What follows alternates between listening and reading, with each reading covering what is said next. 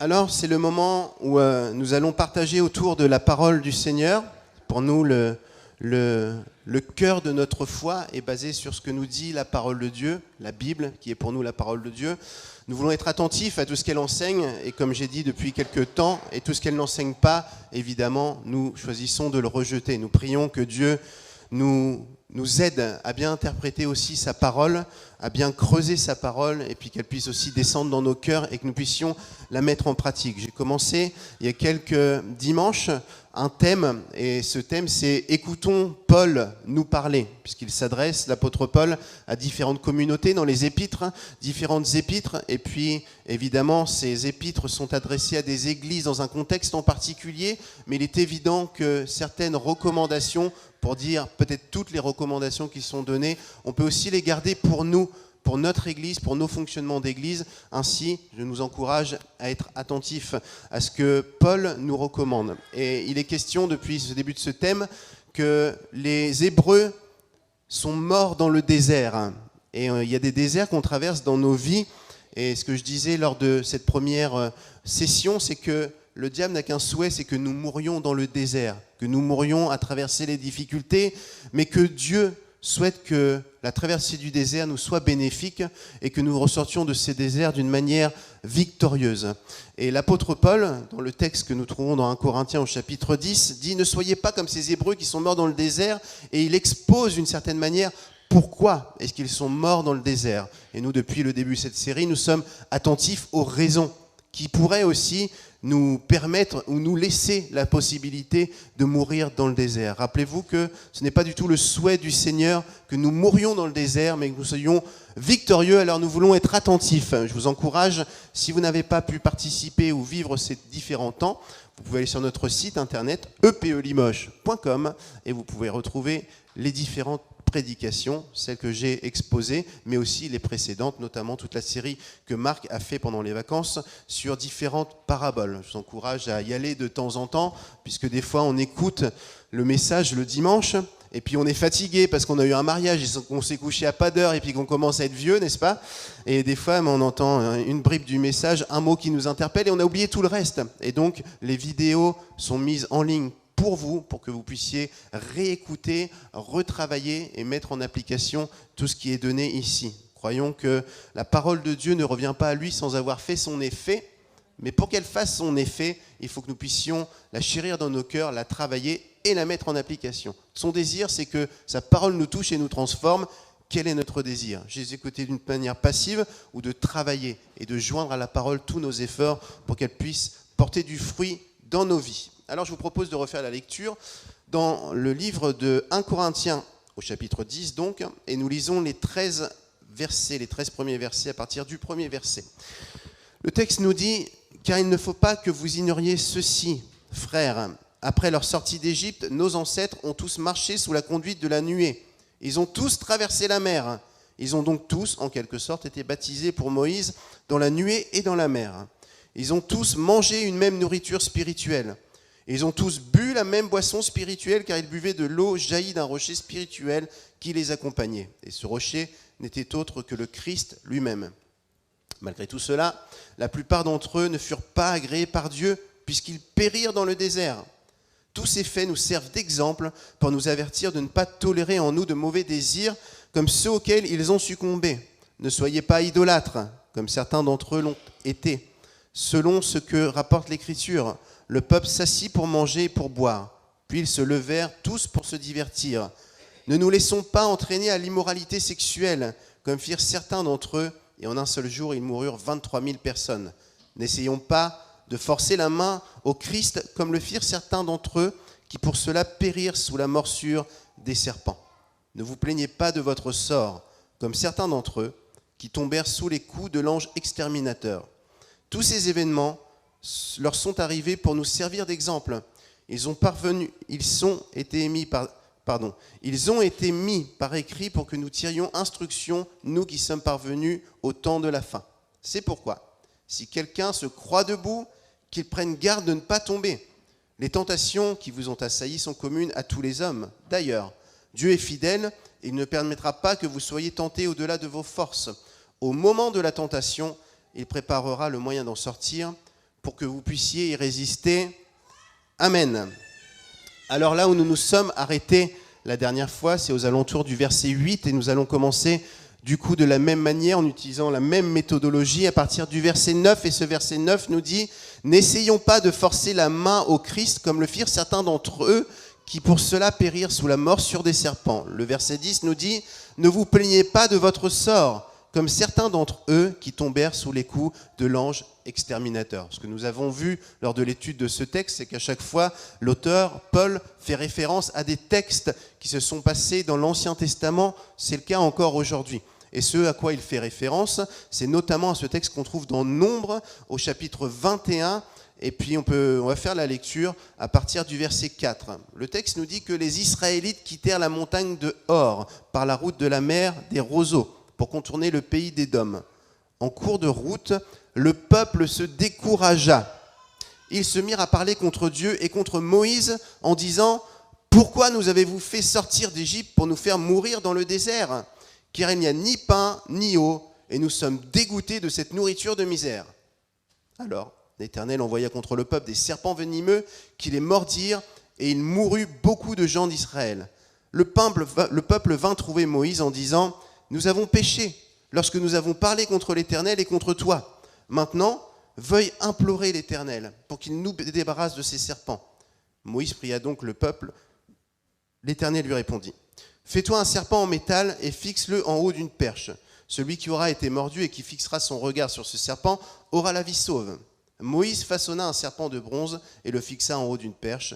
Dès lors, si quelqu'un était mordu par un serpent et qu'il levait les yeux vers le serpent de bronze, il avait la vie sauve. Voilà le texte auquel Paul fait référence. Et notamment ce à quoi il fait référence, c'est à la plainte du peuple. Si vous étiez là lors de la première prédication, je disais que certainement dans ces Hébreux, il y avait des Français.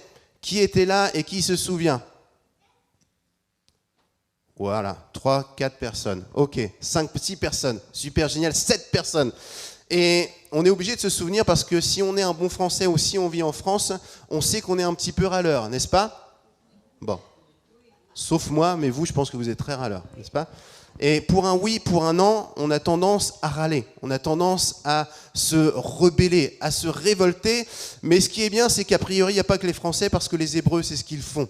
Et à un moment donné, ils sont dans un moment de latence, dans un moment d'attente. Ils sont en transition dans un parcours que Dieu leur propose. Et voilà que ça ne va pas comme ils veulent. Alors ils commencent à râler et à se plaindre, à dire « Mais comment ça se fait qu'on a quitté l'Égypte ? Même si ce n'était pas merveilleux, il y avait quand même des choses qui étaient bien. Et puis là, Dieu pourvoit à nos besoins, il nous donne à manger. Mais c'est quoi cette nourriture de misère là ? On a envie de manger autre chose. » Et ils se plaignent. Et en se plaignant, qu'est-ce qu'ils font ? Ils désignent tout le monde. Dieu, et puis celui qui est le serviteur de Dieu, celui qui est leur guide, et en l'occurrence, il s'agit de Moïse. Rien ne vous surprend parce que vous savez qu'on fonctionne beaucoup comme ça, notamment en France. À chaque élection présidentielle, vous savez qu'on attend un nouveau sauveur, on attend un roi qu'on va couronner, et c'est lui qui va changer, qui va redresser le pays, et puis 2 semaines après, on a envie de le guillotiner. Mais ça, vous savez que ça dure depuis 1789, n'est-ce pas ? Ça nous colle à la peau.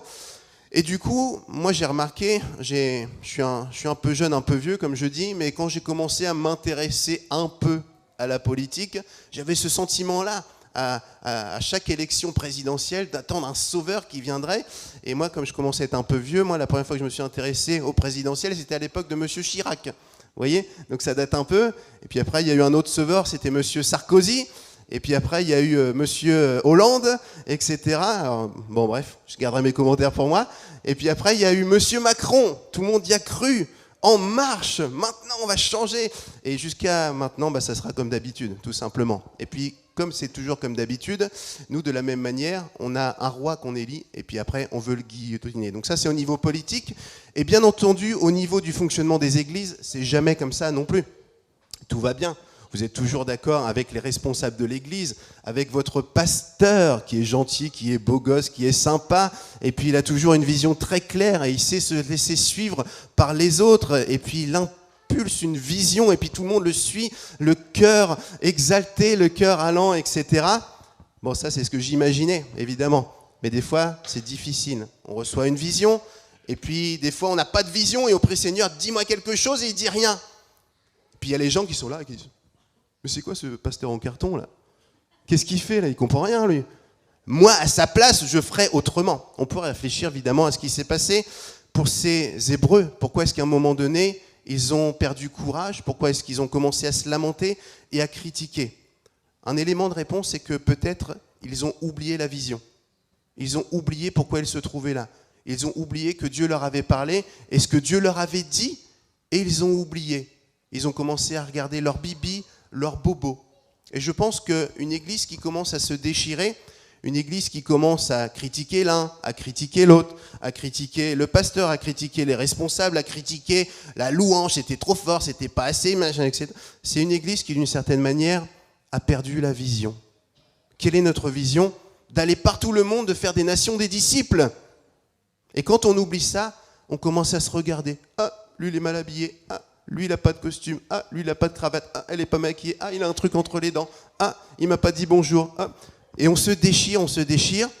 Et puis après, de toute façon, si ça se passe comme ça, c'est de la faute du responsable. Hein?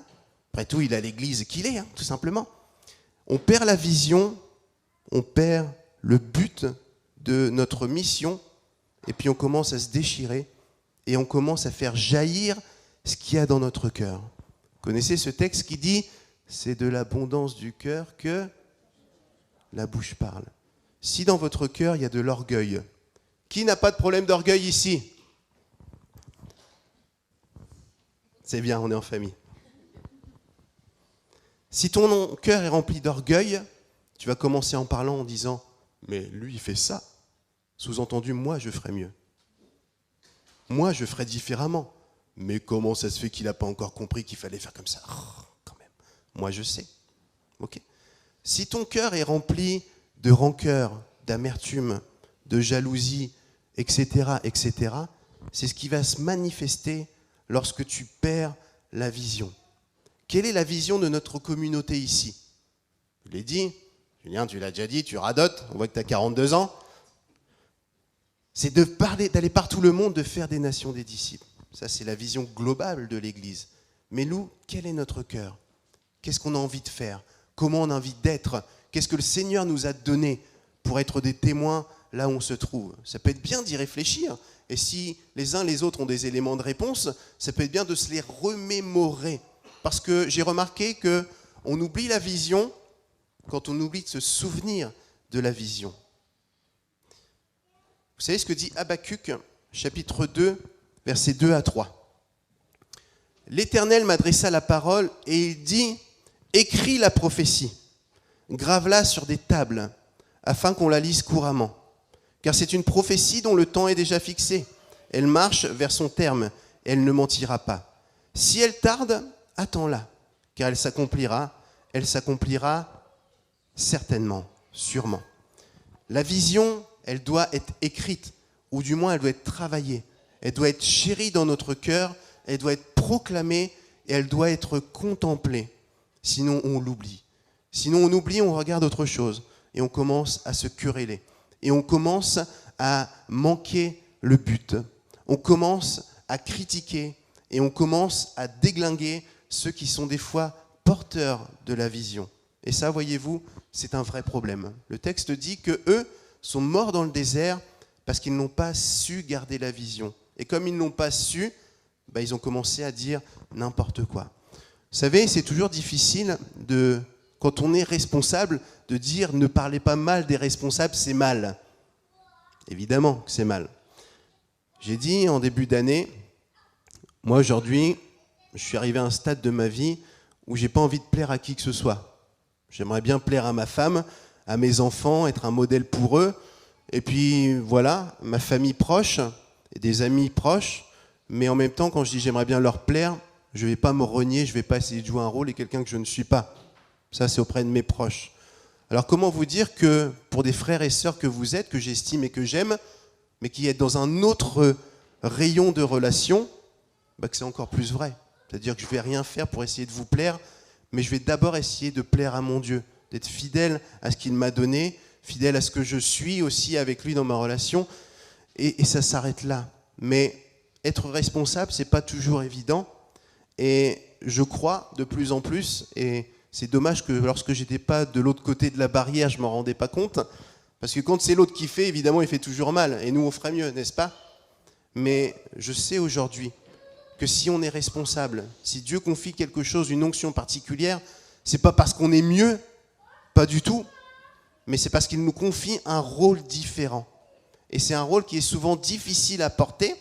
Je sais pas la vision que vous avez, mais n'imaginez pas le pasteur qui se lève tous les matins. Alors, c'est moi le chef.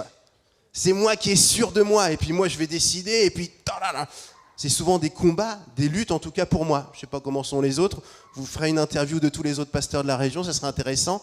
Mais on n'est pas forcément là. Et c'est souvent un rôle qu'on porte malgré nous, mais qu'il nous faut porter. Et les gens sont là. Mais il est vraiment nul, celui-là. Les gens ne réalisent pas les combats qu'il peut y avoir à l'intérieur. Et je parle de moi, mais je parle de Moïse. Moïse, devant Dieu, lorsqu'il reçoit le message, lorsqu'il reçoit l'appel, qu'est-ce qu'il dit? Envoie quelqu'un d'autre. Je ne sais pas parler. Envoie qui tu veux, mais moi je suis vraiment nul, j'ai pas envie. Et tu vois, cette dualité en moi, ces craintes, mais je ne suis pas l'homme de la situation. Et moi, j'ai remarqué souvent que ceux que Dieu appelle, et il nous appelle tous, sont ceux qui ont ce combat aussi intérieur. Et le diable rigole parce que souvent, ce que les gens viennent reprocher en critiquant, c'est l'inverse de ce qu'il peut y avoir dans le cœur, voyez. Alors aujourd'hui, maintenant que je suis de l'autre côté de la barrière depuis quelques années maintenant, je me dis, il faut faire attention. Il faut faire attention quand Dieu appelle quelqu'un, quand Dieu met une autorité en place, qu'elle soit dans l'Église ou qu'elle soit dans le monde séculier. Notre président de la République, par exemple. Combien on est prompt à le dégommer, à dire qu'il ne ferait pas n'importe quoi et qu'il ferait n'importe quoi et que de toute façon, on n'a pas voté pour lui. C'est Dieu qui place les autorités. Il nous demande de prier pour les autorités. Et nous tirons une balle dans le pied parce que nous ne faisons que critiquer. Et il n'y a rien qui peut avancer. Et des fois, c'est la même chose dans l'Église. On critique, on démonte, alors que prier, essayer de comprendre, de faire confiance à Dieu dans la personne qu'il a placée, ça nous éviterait certainement de passer trop de temps dans le désert et éventuellement d'y mourir. Je suis bien conscient que dire ça, dans mon rôle, dans mon poste, dans ce que je représente, vous allez dire, lui, il prêche pour sa paroisse, c'est normal. C'est ce que je crois être la parole de Dieu, en tout cas. Alors attention, cette parole est valable pour nous, chacun de nous, aussi pour moi, quand nous parlons des autorités, soit des autorités ecclésiales ou des autorités étatiques, quelles qu'elles soient, Dieu les met en place. Et parler mal, se révolter, ce ne sera jamais en notre faveur. Jamais. Puisque c'est Dieu qui met en place les autorités, c'est lui qui met le sens de fonctionnement. Et si on ne respecte pas ça, on travaille contre l'ordre établi de Dieu. Est-ce que je peux entendre un amen? Bon. Alors il nous faut entretenir la vision pour ne pas tomber dans la révolte. Il faut qu'on réalise pourquoi on est là, pourquoi on est ensemble. Et lors de ce mariage que nous avons eu hier, nous avons célébré, beaucoup de gens étaient là. Et puis des gens qui font partie de l'église, des gens qui sont en périphérie, ou des gens qui n'avaient jamais mis les pieds dans une église. Et c'était tout à fait intéressant de les voir. Ils disaient « Ah, c'était génial, je me suis senti bien, c'était familial, c'était plein d'émotions, c'était vrai, etc. » Et puis moi je discutais avec eux, et puis c'était l'occasion de leur rappeler, en tout cas ce que moi je crois être quelque chose qu'on a reçu pour notre communauté, mais les églises en général, c'est que nous sommes une famille qui s'aime, qui se supporte, qui pleure les uns avec les autres quand il y a des difficultés, qui se réjouit aussi. Et je suis content de voir que c'est ce que les gens ressentent quand ils viennent là. Alors c'est l'occasion pour moi de rappeler aux gens qui sont là ou de leur dire, voilà ce qu'on est en partie. Nous sommes une famille, nous sommes des croyants. Nous sommes des gens qui suivons Jésus-Christ, qui le faisons maître de notre vie, on veut marcher à sa suite, mais on est une famille et on est en chemin. Ça ne veut pas dire qu'on est des bisounours, qu'on s'aime tout le temps, qu'il n'y a pas de difficultés dans nos relations, c'est pas ça du tout, mais comme dans une famille, on choisit de s'aimer, on choisit de se pardonner, on choisit de se supporter, on choisit de cheminer ensemble. Et ça fait partie de la vision que Dieu nous confie. Se le rappeler, c'est salvateur pour nous. Sinon là encore, on peut risquer de se déchirer le cas échéant. Écrivons la vision, chérissons-la, cultivons-la, fixons nos regards sur elle pour éviter de sombrer et dans tout ce qui pourrait nous enfermer, évidemment, dans le désert. Je disais, il est souvent ce qui sort de notre bouche, c'est ce qu'il y a dans notre cœur. Un autre texte que vous connaissez certainement bien, dans Proverbes au chapitre 4, verset 23, qui dit « Par-dessus tout, veille soigneusement sur ton cœur, car il est la source de tout ce qui fait ta vie. » Lorsque je contemple la vision que Dieu m'a donnée à titre personnel, la vision que nous avons d'une manière collective en Église, je garde mon cœur. Je cultive des bonnes choses dans mon cœur. Vous avez déjà remarqué que des fois dans nos vies, c'est comme si tout va bien, physiquement, mentalement, tout va bien, mais notre cœur est vide. On n'a plus envie. Il y en a qui ont déjà passé des circonstances comme ça, on n'a plus envie. Le cœur est comme atteint d'une maladie. Et c'est souvent un organe, si je peux dire comme ça, qu'on ne prend pas le temps de protéger. On s'aigrit, on entend des choses, etc. Et à un moment donné, notre cœur n'en peut plus. Tu veux arrêter de pourrir l'un ou l'autre par tes paroles, de critiquer, de tomber en rébellion avec ce qui sort de ta bouche, réfléchis à ce que tu as laissé entrer dans ton cœur. Et essaie, d'une certaine manière, de laisser le Saint-Esprit réparer ce qu'il peut y avoir dans ton cœur. Plus que toute autre chose, garde ton cœur. Et comme je disais, on peut bien marcher physiquement, on peut être bien psychologiquement, bien construit, mais quand le cœur va plus, il n'y a plus rien qui va. On peut être le plus beau gosse, le plus sportif, le plus compétent dans tout un tas d'activités. Si le cœur n'a plus envie, il n'y a plus rien qui marche. Veillons sur notre cœur. Et surtout, à notre époque où les médias, l'environnement extérieur a tendance à polluer. Vous savez, quand vous vous levez le matin, que je parlais du téléphone la semaine dernière, vous ouvrez les informations et que tout est négatif, que rien ne va, la guerre, la crise économique, etc., qu'on entend ça à longueur de journée, c'est comme si on laisse notre cœur ouvert. Puis vas-y, à un moment donné, on n'a plus envie. Ça, c'est le cas au niveau des médias, c'est le cas aussi dans nos entourages. Comme on vit en France, comme on vit tous dans le même pays, vous allez au travail, ça va aujourd'hui ? Oh, il fait trop chaud. Ça va aujourd'hui ? Oh, il y a eu de l'orage cette nuit. Ça va aujourd'hui ? Oh, le patron si, oh, on n'est pas assez payé. Oh.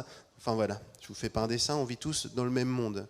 Et tout ça nous atteint malgré nous. Et à un moment donné, on n'en peut plus. Garde ton cœur plus que toute autre chose. Continue l'étude de ce texte. Et au verset 11, il nous dit « Tous ces événements leur sont arrivés pour nous servir d'exemple. » Ça, on l'avait déjà compris. Ils ont été mis par écrit pour que nous en tirions instruction, nous qui sommes parvenus au temps de la fin. Et si Paul dit ça à cette époque-là, c'est encore plus vrai pour nous aujourd'hui. C'est pourquoi, si quelqu'un se croit debout, qu'il prenne garde de ne pas tomber. C'est pourquoi, si quelqu'un se croit debout, qu'il prenne garde de ne pas tomber. Il y en a qui luttent et qui se pensent bons à rien, mauvais à tout. Et ils sont toujours en lutte avec eux-mêmes. Ils disent « Je n'arriverai jamais à faire quoi que ce soit, ni pour le Seigneur, ni dans la société, parce qu'on m'a dit toute ma vie que j'étais un nul. » Et puis, il y en a d'autres, on leur a dit toute leur vie aussi qu'ils étaient un nul, mais ils répondent à ces accusations, à ces mensonges d'une autre manière, en étant très sûrs d'eux, en étant plus forts que les autres, en étant inébranlables, en étant méga spirituels. Et ils prient, ils assurent, ils affirment, etc., et ils ont oublié que chacun d'entre nous, dans notre humanité, on était très fragile. La recommandation de Paul doit nous interpeller. Je dois vous dire que, comme j'ai l'habitude, je n'hésite pas à me livrer et à pouvoir aussi partager des fois mes états d'âme, mais pendant un bon moment, j'ai cru que j'étais méga fort, que j'étais, pas parce que j'étais méga spirituel, mais surtout parce que je servais un grand Dieu. Et j'avais une telle relation avec Dieu que je croyais que j'étais inébranlable dans tout un tas de choses. Et mon regard, du coup, était très hautain et très, peut-être même aussi, un regard de juge sur ceux qui se sentaient faibles. Et moi, j'avais du mal pendant longtemps avec ceux qui pouvaient passer par des moments de déprime ou de dépression. Et c'est quelque chose que je n'arrivais pas à comprendre. Parce que moi, évidemment, j'étais debout et j'étais super fort. Et je servais un grand Dieu. Ok ? Jusqu'à ce que la bébête, j'avais la femme de Jean-Louis, que vous connaissez, qui est déjà venue, Marie-Jeu. Et elle pourrait vous en parler certainement, elle a souvent témoigné sur ça. Elle a lutté souvent avec la dépression. Et puis, lorsqu'on était jeune à l'école biblique, on était souvent en relation avec Jean-Louis et puis Marie-Jeu. On mangeait avec eux, on était assez proches. Et puis, des fois, Marie-Geneviève, elle n'allait pas bien, quoi. Et puis, alors, elle avait une expression, elle disait « Ah, j'ai l'araignée qui a les pattes en l'air ». Ça voulait dire que ça gazait pas forcément pour elle aujourd'hui. Alors du coup, je vous explique l'expression pour vous dire que voilà, moi je me croyais fort jusqu'à un moment donné où j'ai eu l'araignée qui avait les pattes en l'air aussi. Et là, le Seigneur m'a parlé et il m'a rappelé aussi ce passage-là. Tu te crois trop fort, Julien. Tu te crois trop le warrior, là. Tu te crois trop le gars qui sait, qui maîtrise tout. Tu crois que tu as une super relation avec Dieu et c'est super bien et que du coup, cette relation, tu dis que tu dépends de Dieu, en fait, elle est basée sur ta propre force. Que celui qui se croit debout prenne garde de tomber, parce que tout n'est que grâce. Si tu es debout aujourd'hui, ça n'a rien à voir avec toi. C'est la grâce de Dieu, parce que Dieu a permis que tu puisses être debout aujourd'hui. Mais vous savez ce qui est bien, c'est que la roue tourne et les temps changent. Et debout un jour, couché demain. Et on doit toujours se rappeler cela et rester très humble, parce que celui qui se croit debout, au final, ne base pas forcément le fait d'être debout, d'être fort sur sa relation à Dieu. Mais c'est souvent basé sur son expérience, sur ses efforts. Je suis debout parce que je lis ma Bible tous les jours. Je suis méga spirituel. Je prie pendant 26 heures par jour. Pour vous dire s'il est spirituel. Je lis ma Bible dans tous les sens, à l'envers, à l'endroit, en grec et en hébreu. Je suis fort. Si tu es fort, si tu te crois fort, basé sur ta force, fais attention de ne pas tomber. Parce que le jour où tu tombes, Dieu est un Dieu de grâce. Et dans sa grâce, je crois qu'il viendra toujours te chercher. Mais si tu es debout quand tu es debout, il est fort probable que tu as envie de rester debout et t'en sortir aussi dans tes propres forces quand tu es couché, la tête dans le caniveau, et que tu penses encore maîtriser les choses et que tu vas t'en sortir tout seul. Que celui qui est debout prenne garde de tomber. Ça doit nous interpeller. Tout n'est que grâce. Dieu donne sa grâce à ceux qui comptent sur sa grâce, pas ceux qui comptent sur leur propre force. Comment prendre garde de ne pas tomber ? Je vous laisse ce psaume, le psaume 119. Il nous dit « Heureux les hommes et les femmes, bien entendu, qui ont une conduite intègre et suivent dans leur vie la loi de l'Éternel. Heureux les hommes qui suivent ses préceptes et cherchent à lui plaire de tout leur cœur. Ils ne commettent pas le mal. Ils suivent les chemins que Dieu leur a tracés. Tu as promulgué tes décrets pour qu'on les respecte avec soin, que j'ai assez de fermeté pour observer tes ordonnances. Alors je n'aurai pas de honte lorsque je considérerai tous tes commandements. Je te célébrerai dans la droiture de mon cœur, quand j'aurai étudié tes justes lois. J'observerai fidèlement tes ordonnances. Ne m'abandonne pas complètement. Comment, quand on est jeune, avoir une vie pure ? C'est en se conformant à ta parole. Je veux te plaire de tout mon cœur. Ne permets pas que je dévie de tes commandements. Je garde ta parole tout au fond de mon cœur pour ne pas pécher contre toi. Vous relirez à la maison ce psaume, mais il est évidemment question que celui qui ne tombe pas, que celui qui se croit pas trop fort ou trop debout, c'est celui qui de tout son cœur cherche à dépendre de Dieu, en lisant sa parole, en étudiant sa parole, en la chérissant dans son cœur, en gardant ses préceptes et ses commandements. Lui sait que s'il est debout, c'est une grâce de Dieu, c'est pas par ses propres forces. Je nous pose une question pour nous mettre à l'aise, évidemment comme d'habitude, que personne ne réponde, mais réponde dans son cœur. Quelle est la priorité de la parole de Dieu dans ta vie ? Elle a quelle place ? Quand tu vas bien, quand tu vas mal, qu'est-ce qui apporte des réponses à ta vie ? Est-ce que tu bases tes choix sur ton expérience, sur ce qui te paraît raisonnable, sur ton éducation, ou sur ce que dit la parole de Dieu ? Si on réfléchit à ça, peut-être on a des éléments de réponse par rapport à notre vie, sur peut-être des choses qu'il faudrait mettre en place pour changer et ne pas se croire trop fort, de peur de tomber. Alors, il est question de ces recommandations que nous voulons être gardées dans nos cœurs et être attentifs. Et puis, il est question aussi de promesses à la fin de ce texte. Et le verset 13 nous dit « Les tentations qui vous ont assaillis sont communes à tous les hommes. Vous avez déjà vécu des tentations ? Merci Brigitte. On a tous vécu des tentations, diverses et variées. Tentations de pécher dans un domaine ou dans un autre. Et je vous renvoie notamment à la prédication de la semaine dernière, lorsqu'il était question d'immoralité sexuelle, notamment. Des questions de choses très concrètes qui peuvent nous tenter, des choses qui sont là pour nous détruire. On a tous été tentés, et vous ne vous êtes pas déjà dit que ce que je suis en train de vivre dans ma tentation, il n'y a que moi qui le vis. Il n'y a que moi qui est tenté à ce niveau-là. Il n'y a que moi qui est tenté de cette manière-là.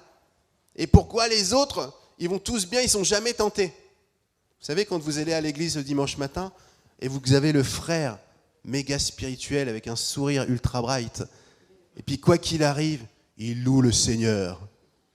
Et la sœur, toujours super bien habillée, maquillée, rayonnante, et puis dès qu'elle peut se réjouir à louer le Seigneur, elle est là. Et puis toi, tu sais ce qu'il y a dans ton cœur. Tu sais les tentations qu'il y a. Et tu regardes, tu te dis, mais pourquoi Seigneur ? Pourquoi elle, tout va bien ? Pourquoi lui, tout va bien ? Alors ce matin, tu as ta réponse. Les tentations que tu vis, elles sont communes à tous les hommes. Toutes les femmes aussi. C'est-à-dire que ce que tu vis dans ton cœur, les tentations que tu peux vivre, eh ben l'autre a été tenté de la même manière, peut-être sous une autre forme ou dans un autre domaine, mais il a été tenté aussi. N'imagine pas qu'il y en a qui ont atteint un certain level et qui sont intouchables. Nous serons tous tentés, et jusqu'à la fin de notre vie, nous serons tentés à cause de notre humanité, à cause de notre nature qui est liée à notre chair. Nous serons tentés jusqu'à la fin de notre vie. Alors peut-être pour nous rassurer, quand nous sommes tentés de dire « Oh ça va, il n'y a pas que moi, il y a aussi les autres ». Et c'est en ça aussi où on est des frères et sœurs. On n'est pas des juges qui sont meilleurs que les autres ou des autres qui sont inférieurs. Nous sommes frères et sœurs dans le même combat, à lutter contre nos tentations et nos péchés et nos désirs charnels. Et en ça déjà, si on considère tout ça, on va se serrer davantage la main. Parce qu'on est tous, excuse-moi l'expression, dans la même galère. Nous sommes tous tentés. Et toutes les tentations que nous vivons, elles sont communes à tous les hommes. Alors on a besoin aussi de partager. On a besoin de partager nos tentations. Et c'est tellement flagrant lorsque on vit des moments difficiles et qu'on a la possibilité de parler. J'ai vécu des moments où je me disais, je suis tellement fatigué, j'ai l'impression de devenir fou, de perdre la tête, de perdre la raison. Et puis, plus je m'enfermais dans ça, plus je m'enfermais. Et le fait d'en parler à des collègues pasteurs, à des amis, ils m'ont dit, mais moi aussi ça m'est arrivé. Mais moi aussi ça m'arrive. Et puis donner des détails, oui, moi j'ai pensé ça de la même manière. Et je me rappelle, une fois, on était dans une pastorale, ici dans la région, avec les collègues de la région, là. Et c'est là que je me suis dit, les pastorales, c'est trop génial. On est entre collègues, comme je disais, on est des leaders, ceux que Dieu a placés, j'aime pas le mot leader, mais en tout cas des serviteurs que Dieu a appelés. Et puis on est tous avec nos luttes. Et puis on se retrouve entre nous autour d'un bon café et des croissants. Et puis là, on peut partager nos cœurs. Alors t'en es où ? Moi j'en suis là. Et ce que je vis en ce moment, c'est ça. Et j'ai l'impression de perdre la boule. Et l'autre te dit, mais moi aussi j'ai vécu ça, mon frère. Et moi aussi je vis ces moments-là, mon frère. Et on a besoin de se serrer les coudes. Et le fait de partager nous aide à réaliser qu'on est tous dans la même galère, qu'on a tous besoin des uns et des autres. Et le fait de verbaliser, d'exprimer nos souffrances et nos tentations, ça nous aide aussi à pouvoir les surmonter et à pouvoir les combattre. Et puis comme dit l'adage, ensemble on est aussi plus forts. Les tentations que vous avez vécues, elles sont communes à tous les hommes. D'ailleurs, Dieu est fidèle. Il ne permettra pas que vous soyez tentés au-delà de vos forces. Vous vivez des tentations qui sont dures. Vous avez l'impression que vous allez céder. Et puis, vous dites « Ah, ça a été plus fort que moi ». Vous connaissez cette expression-là ? La vérité, c'est que si vous avez été tenté, selon ce que dit la parole de Dieu, et que ça a été plus fort que vous, c'est que vous vous êtes fait avoir. Parce que la tentation que Dieu envoie, que Dieu permet, elle n'ira pas au-delà de vos forces, au-delà de ce que vous pouvez supporter. Et je nous mets tous dans le même panier. Combien de fois nous avons cédé en disant « c'est trop fort pour moi ». C'était juste pour dire « bon allez, on va un peu passer à autre chose, on va un peu céder à la tentation, et puis on va se mentir à nous-mêmes en disant que c'était trop fort pour moi. Et puis quand on est dans une église charismatique ou pentecôtisante, évidemment, c'est les démons qui m'ont forcé. Mais la vérité, c'est qu'il n'y a pas de tentation qui peut aller au-delà de ce que je peux supporter. C'est que si la tentation est permise, si le moment de désert est permis, et je pèse vraiment mes mots, parce que je sais qu'on vit des fois des situations que je n'aimerais pas vivre en tout cas, mais je place ma foi dans cette parole en tout cas, que si la tentation est là, si le désert est là, combien difficile soit-il, c'est que je peux encore d'une certaine manière endurer, pas à cause de mes forces, mais grâce à la grâce de Dieu. Il faut se souvenir de ça dans les moments de difficulté. Le diable vient nous accuser, il vient nous dire c'est trop fort, tu ne pourras pas y arriver, tu vas être plombé, tu ne vas pas réussir. Et voici ce que nous dit le Seigneur au travers de la bouche de Paul, aucune tentation n'est insurmontable. Tout ce que tu vis, tu peux encore supporter. Elle n'ira pas au-delà de tes forces, c'est que tu peux encore continuer. Je ne sais pas si vous avez déjà fait du sport. Moi, vous savez, on se connaît bien maintenant que j'en fais assez régulièrement. Et lorsque j'ai repris le vélo il y a quelques années, j'étais un peu gros, franchement. J'avais un peu grossi, j'avais un peu négligé de faire du sport pendant des années, privilégiant les études et les bons petits plats de ma femme. Et lorsque j'ai repris le vélo, c'était difficile, très difficile, surtout dans le Limousin. Vous avez déjà fait du vélo ? Ça fait ça tout le temps. Bon. Et sur le plat, ça allait. En descente, je vous explique pas. En descente, j'étais super fort. Mais dès qu'il y avait des montées, c'était très, très dur. Et pendant toute une période, vous avez des petites voix dans la tête. Quand tu es en train de monter, que tu as mal aux jambes, je ne sais pas si vous avez eu cette sensation des grosses barres là, vous avez des muscles, vous ne saviez même pas qu'ils existaient. Vous voyez ? Et puis il y a ces petites voix qui disent « Julien, laisse tomber, tu n'y arriveras pas, c'est trop dur pour toi, tu as vu trop grand d'un coup. » Et soit on écoute ces voix-là, et puis on met pied à terre, et puis on arrête, et puis on renonce. Soit on n'écoute pas ces voix, et puis c'est juste une petite illustration pour illustrer, et ça vaut ce que ça vaut. Soit on considère qu'on peut y aller à son rythme, peut-être un peu moins vite, mais que ce n'est pas insurmontable, et qu'on peut continuer encore, et que l'épreuve ne va pas aller au-delà de ce que je peux supporter. Et j'ai continué comme ça pendant quelques mois, quelques années. Maintenant, je suis un peu moins gros, voilà. Et je monte un peu mieux. C'est juste une illustration pour vous dire que, d'un point de vue spirituel, c'est un peu la même chose. Ce que je choisis de croire, c'est ce qui va conditionner mes actes, mes décisions et du coup ma vie. Si je choisis de croire que ce que je vis, aussi difficile soit-il, c'est quelque chose que je peux supporter avec la grâce de Dieu, alors je pourrai supporter. Mais si je commence à écouter, à dire c'est trop dur, c'est difficile, autant se tirer une balle dans le pied tout de suite et puis on n'ira jamais plus loin et on restera dans le désert. Je répète que je ne minimise aucune situation. Je sais que les uns les autres vivent des choses des fois qui sont très très très difficiles. En tout cas, pour ma part, je choisis de croire ce que dit la parole de Dieu. Et on termine avec cette dernière déclaration, cette dernière promesse. Au moment de la tentation, il préparera le moyen d'en sortir pour que vous puissiez y résister. C'est-à-dire que non seulement il n'enverra pas des choses que nous ne pourrons pas supporter, mais au moment où ça arrive, il pense déjà au rétablissement, il pense déjà à la suite.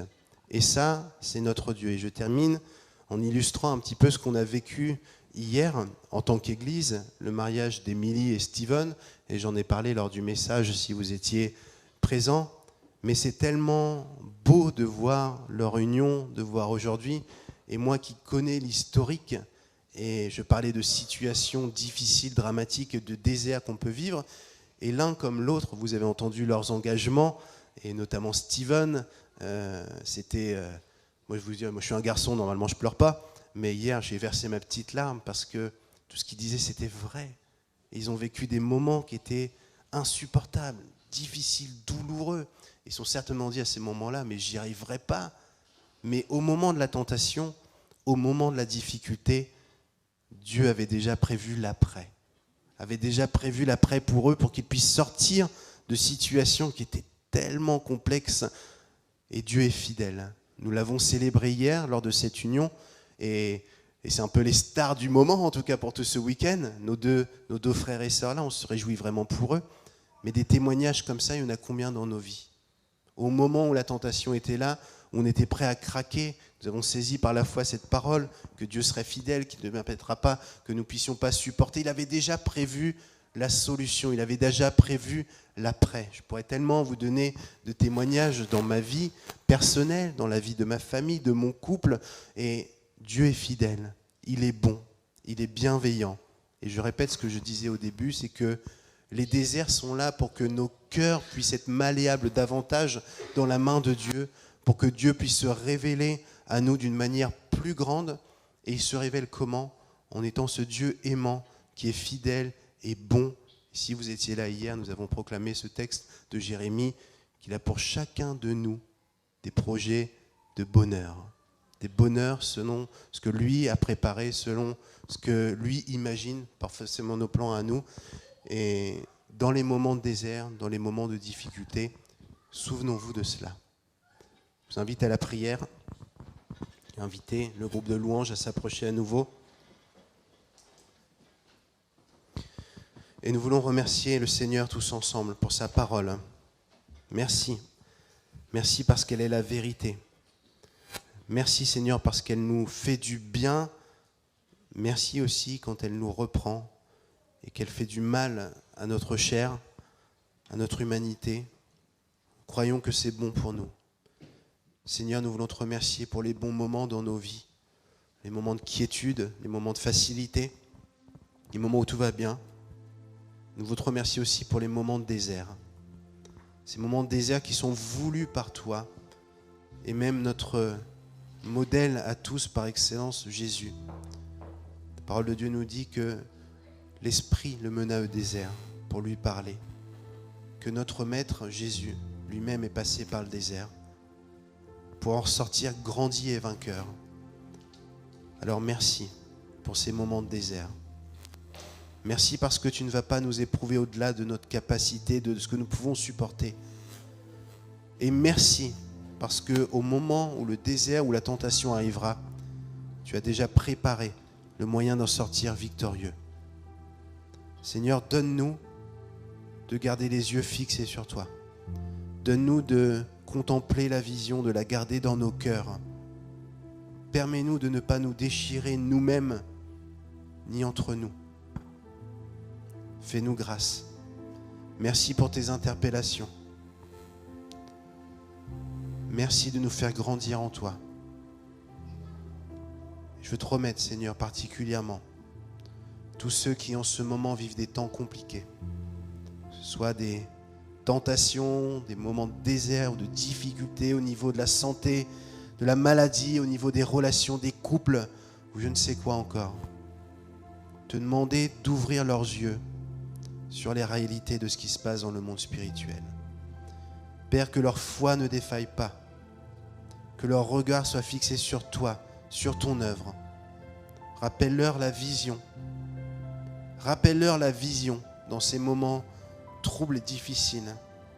Te confions chacun d'eux que tu connais. Nous attendons à toi, Père. Merci pour ton esprit que tu nous confies, qui vit en nous, qui habite en nous et qui nous conduit. Merci pour ces paroles de Paul que nous voulons considérer et garder dans nos cœurs. Parce que notre désir, c'est ça, c'est pas de rester dans le désert à périr, mais c'est d'une certaine manière, d'un point de vue prophétique, entrer dans le pays promis, entrer dans les promesses que tu as pour nos vies. Merci, parce que dans ces moments de désert, tu nous indiques que c'est le moment où tu veux nous faire progresser, ou que tu veux nous faire grandir. Merci parce que ton amour se révèle dans ces moments de désert. Te donnons toute la gloire, Seigneur Jésus, et nous te remercions.